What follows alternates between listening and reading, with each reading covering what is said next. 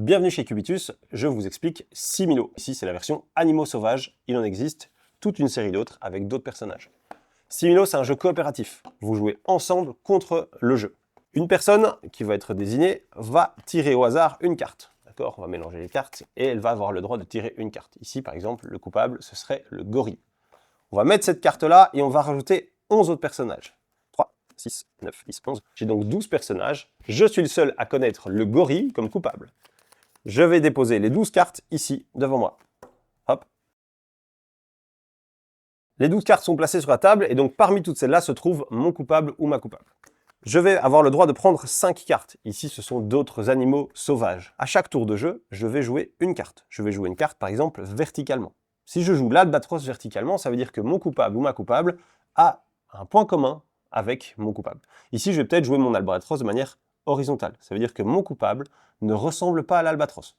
Alors, du coup, je vais peut-être, mais les autres joueurs et joueuses autour de la table vont peut-être retourner le colibri, d'accord, qui est un oiseau aussi. Après avoir joué une carte, je vais jouer une deuxième carte, d'accord. Je veux peut-être mettre que le panda a un point commun avec mon coupable ou ma coupable, d'accord. Les autres joueurs vont discuter et vont peut-être retirer, par exemple, le cobra et le caméléon, qui n'ont pas beaucoup de points communs avec le panda. À chaque fois, je repioche des cartes, d'accord, de manière à avoir 5 cartes en main.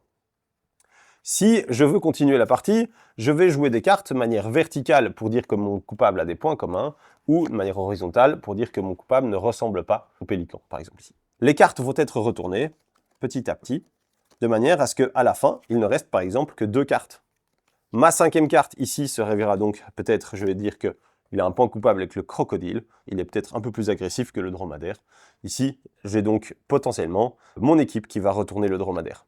Si c'est le cas et qu'il reste que celui-ci à la fin, on a gagné la partie. Si par contre, durant la manche, quelqu'un retourne le gorille en disant « ça ne ressemble pas à l'animal présent etc. », ben, on a tous perdu la partie.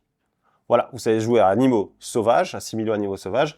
Il y a une version histoire, version conte, version animaux et version personnages mythiques. Merci, bon amusement.